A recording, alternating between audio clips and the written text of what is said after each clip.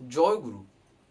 আজকের আমরা এই ভিডিওতে যে টপিকটার উপর আলোচনা করতে চলেছি সেটি হচ্ছে একটা এমন বিষয় যেখানে পরম পূজ্যপাদ শ্রী শ্রী আচার্যদেবের বলা এমন কিছু কিছু কথা শুনবো আমরা আজকে, যা আমাদের জীবনে দেখবেন এমন কিছু কিছু পরিস্থিতির সৃষ্টি হয়, এমন কিছু কিছু পরিস্থিতি আমাদের সম্মুখীন হতে হয় আমাদেরকে, যেখানে আমরা সাধারণতই দেখা যায় আমরা তার ভুল ডিসিশন নিই, কিংবা আমরা সেক্ষেত্রে যে পন্থাটাকে অবলম্বন করি সেখান থেকে আমরা কোনো রকম সফলতা পাই না।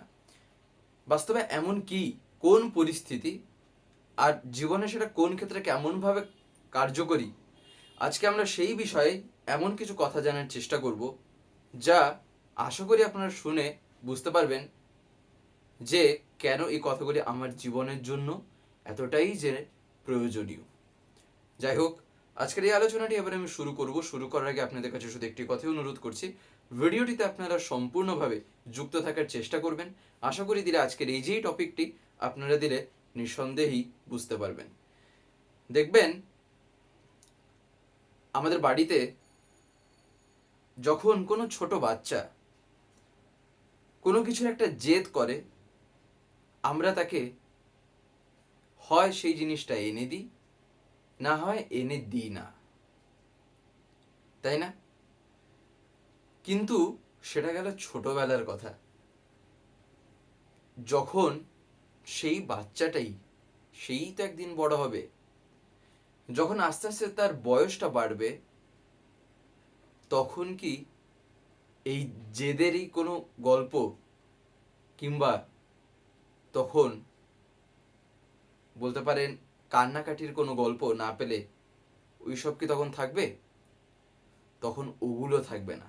তখন কি থাকবে? সাধারণত আমরা যেটা দেখতে পাই, তাহলে তখন থাকবে হচ্ছে হলো এক প্রকার একটা আসক্তির ভাব।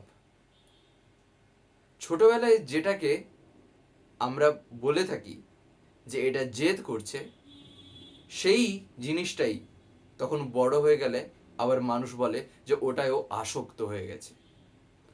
তো এই যে আসক্তি বাস্তবে কেন জীবনটাকে খায়, এইখানেই তো হচ্ছিল প্রশ্ন, যার ফলে না আমরা তার সমাধানটা খুঁজি। তাই আসক্তিটা আমাদের খায়, তার কারণ হচ্ছে হলো আমাদের তখন ও বাকি সব কিছুকে ভুলিয়ে নিয়ে কেবলমাত্র তাতেই এনগেজড করে রাখার চেষ্টা করে। তাই যে কোনো জিনিসই কেবলমাত্র পরমপিতার যে পথ, এই বিশ্বে যদি এমন কিছু থাকে, এই বিশ্বব্রহ্মাণ্ডে একটাই এমন জিনিস আছে যেখানে মানুষ যখন আসক্ত হয়, সেই আসক্তিতে বাস্তবে তার জীবনটা আরো অগ্রগামী হয়ে থাকে।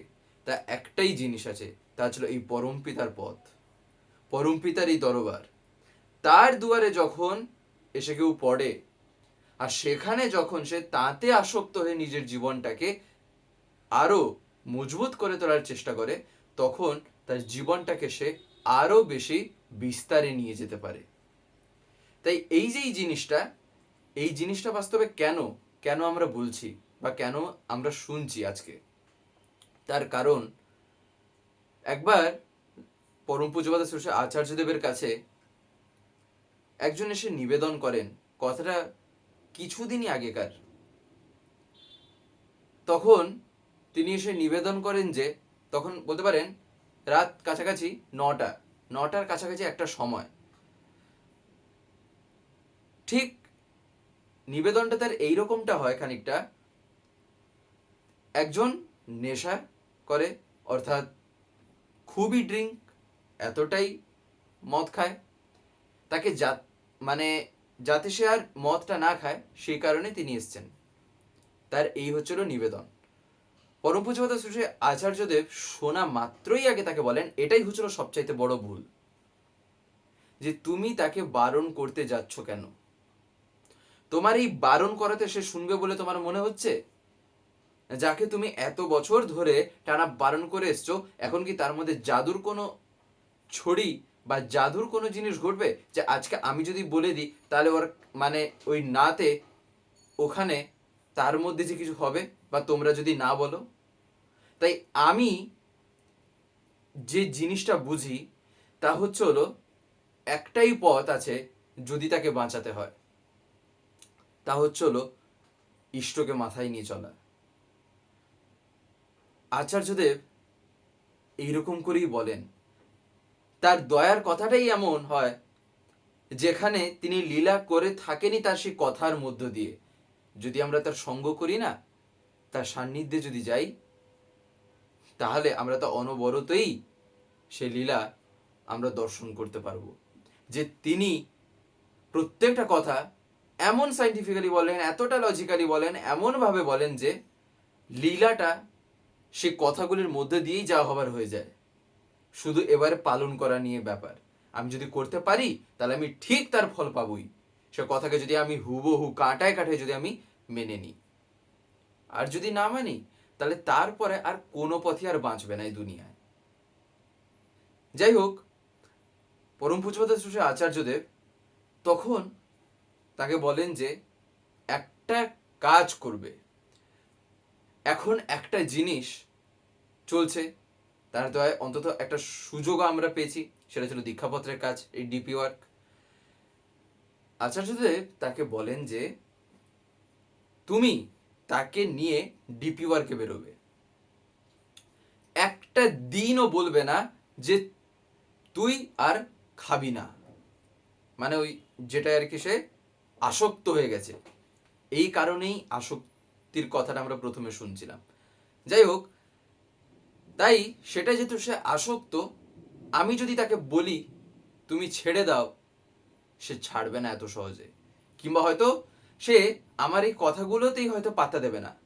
তখন আমার সময়টাও ব্যর্থ হবে, আর আমার কথা যে আমি বললাম, আমার এই যে শক্তির যে বলতে পারেন আরও যে ব্যয় হলো, ক্যালোরি নিজেরও নষ্ট করলাম, আর অপরজনের ক্ষেত্রে তার সময়টাও আমি নষ্ট করলাম। সেও মনে মনে ভাবে কি সবসময় বক বক বক বক করছে এসে একটা।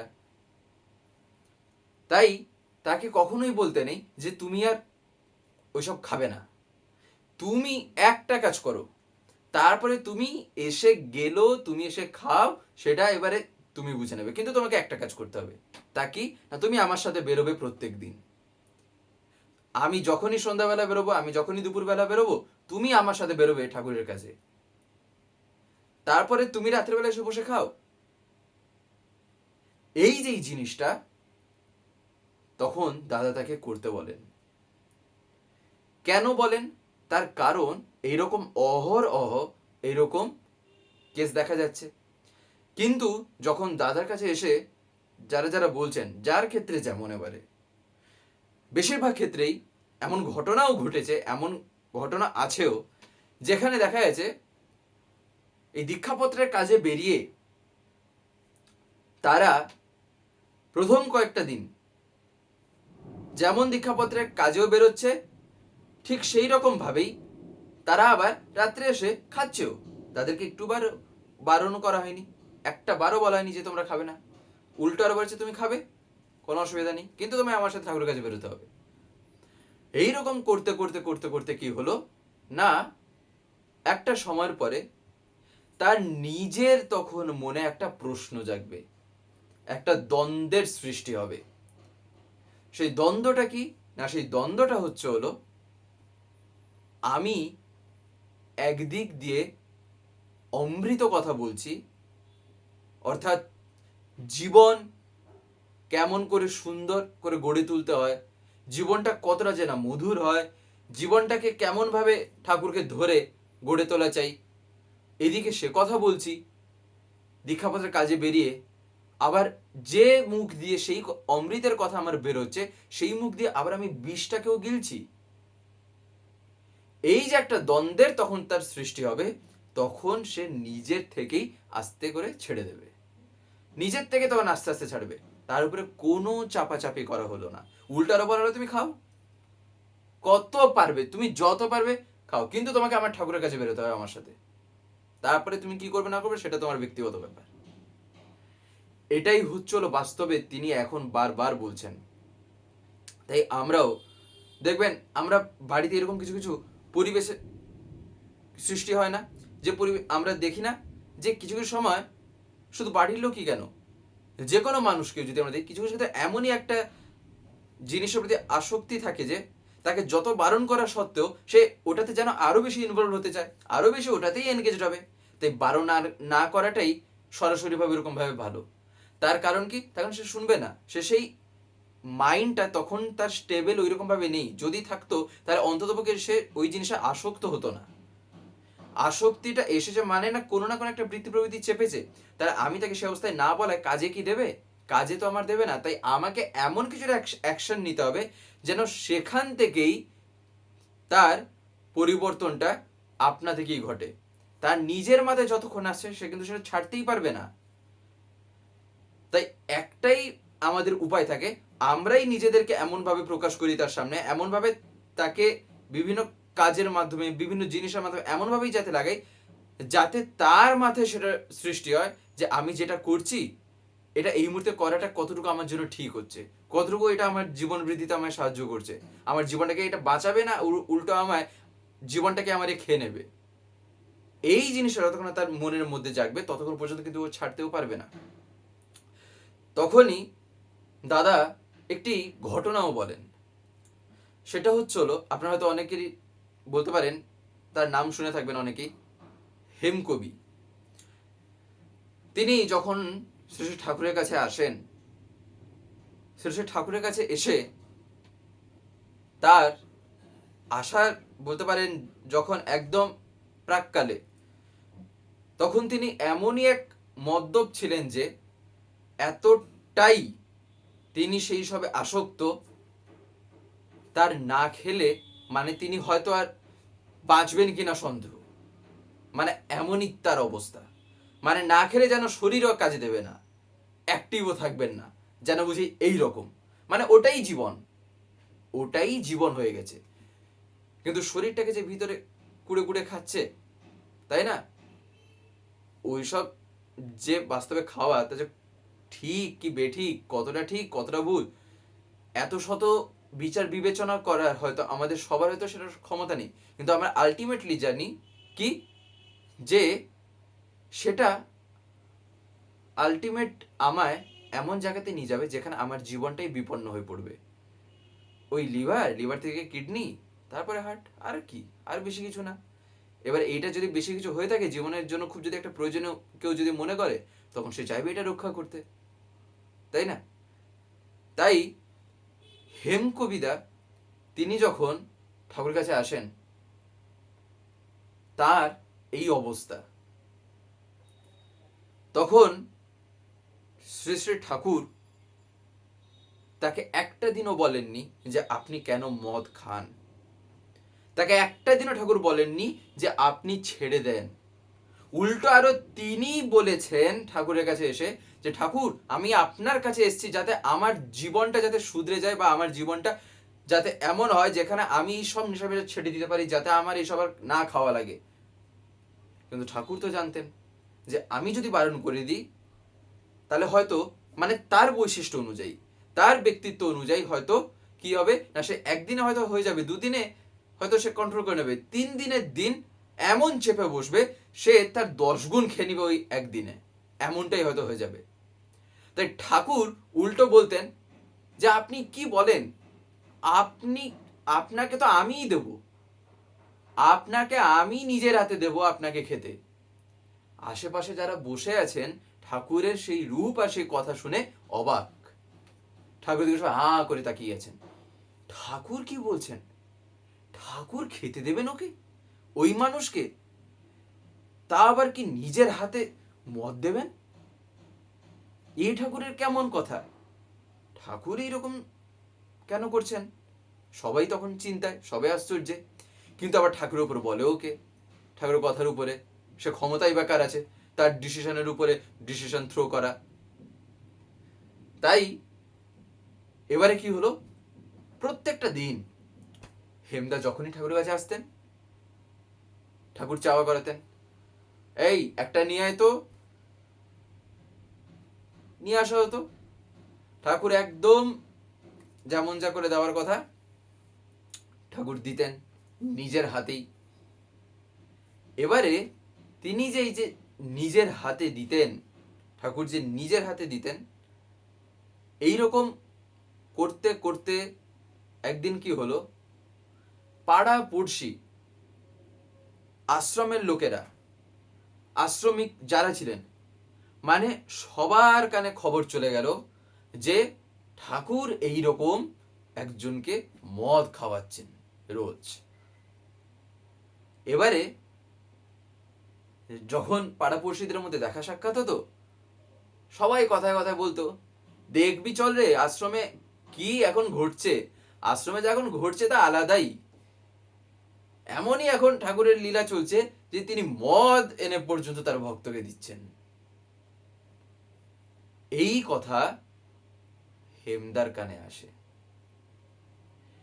যখন বেশ কয়েকদিন যায়, হেমদার কানে তারপর যখন আসে যে ঠাকুর নাকি মদ দিচ্ছেন, কি ব্যাপার, চল সবাই দেখবি চল, হেমদা তখন আর সহ্য করতে পারেন না।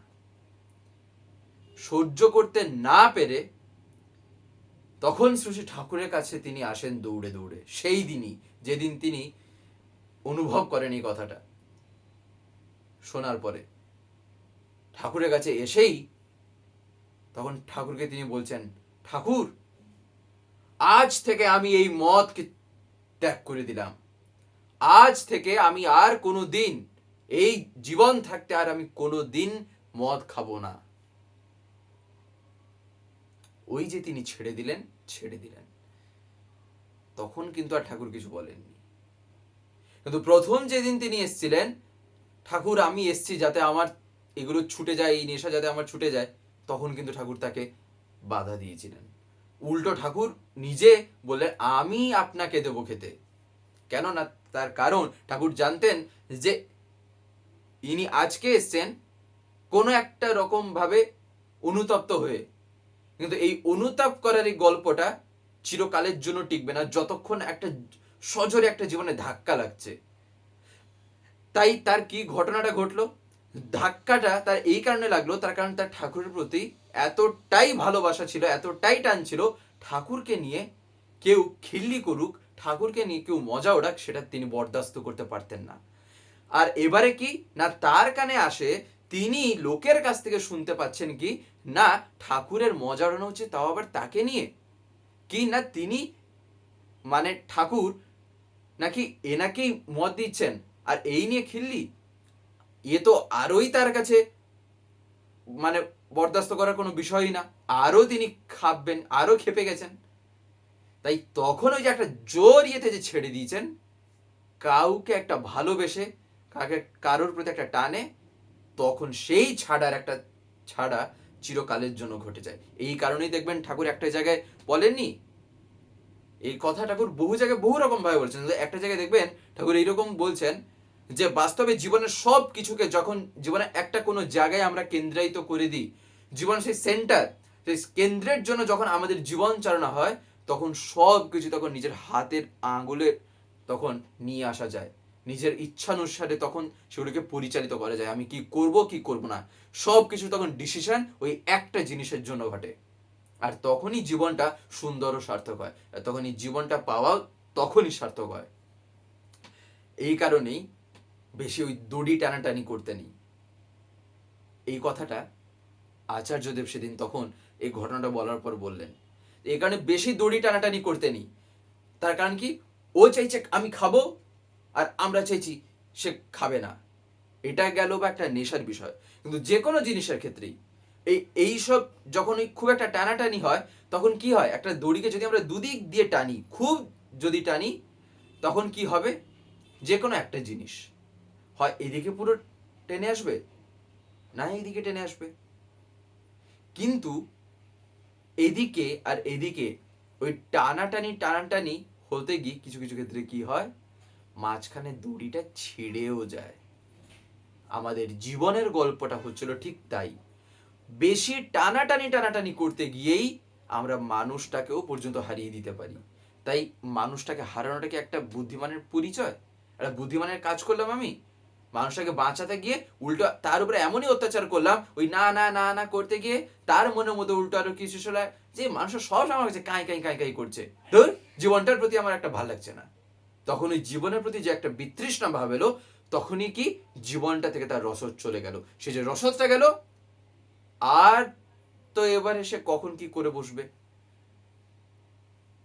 এই কারণেই ওই দড়ি টানাটানি করার চাইতে কি হয়, ধরেন এই দড়ি টানাটানিতে যে একজন টানছে, যে দেখা যাবে টানছে, তার দিকে যদি দড়িটা যদি আরেকটু দিয়ে দেওয়া হয়, তখন সে কি হয়, হুড়মুড়িয়ে পড়ে যাবে, তাই না? যদি এইখান থেকে যদি একজনকে দড়ি টানছে আর এইখান থেকে আরেকজন দড়ি এদিকে টানছে, তখন কি হয়, তখন ওই টানাটানিই হতে থাকে। কিন্তু ধরেন এইদিকে একজন দড়ি টানছে আর যে এই দিকেই ধরে আছে, সে একটু টেনে ছেড়েই দিল এইরকম এদিকেই, তখন সে হুড়মুড়িয়ে পড়ে যায়। এই যে হুড়মুড়িয়ে যে পড়লো, তখন সে উঠতে চেষ্টা করবে। তাই অ্যাকচুয়ালি পরিস্থিতিটাকে এমন ক্রিয়েট করে দিতে হয়, পরিবেশটাকেই কিছু অ্যাকশনের মাধ্যমে এমনভাবে তৈরি করে দিতে হয় যাতে সে বাধ্য হয় জীবনটাকে ফিরে পেতে। আর তখন সে বুঝবে এতদিন আমি কি করছিলাম। পারলে এই জিনিসটা করতে হয়। দেখবেন আমাদের পরিবারেও কিছু কিছু ক্ষেত্রে এরকম কখনো কখনো ঘটে থাকে, ছোট বাচ্চা থেকে শুরু করে একদম বয়স্ক মানুষ পর্যন্ত। তার কারণ সবার সব সময় একই রকম মনোভাব থাকে না। মানুষের মন কখন কত রকম ভাবে আসে, তাই না? এইরকম করেই এক একটা সিচুয়েশনকে ট্যাকেল করতে হয়। আর ঠাকুর তো আমাদের এটাই শেখাচ্ছেন। ঠাকুর কোনো কি জাদু শেখাচ্ছেন? তা তো না। ঠাকুর তো শিখিয়ে দিচ্ছেন যে সংসার জীবন মানেই একটু ভালো মন্দ এগুলো তো থাকবেই। একদিন পরম পূজ্যপাদ শ্রী আচার্যদেব বলছেন না, যে আমাদের জীবনটা যখন এই সংসারের মধ্যে এসছে, তাহলে এই সংসারে থাকতে গেলে আমাদের ভালো মন্দ দুটো জিনিসকে নিয়েই থাকতে হয়। তবে কি না, আমি ভালো আছি এই ভাবটা যতক্ষণ মানুষের মধ্যে আছে, তখন তার দুঃখেও, সে অসুস্থ অবস্থায়ও, তখন সে জীবনটাকে বারবার অনুভব করার চেষ্টা করে।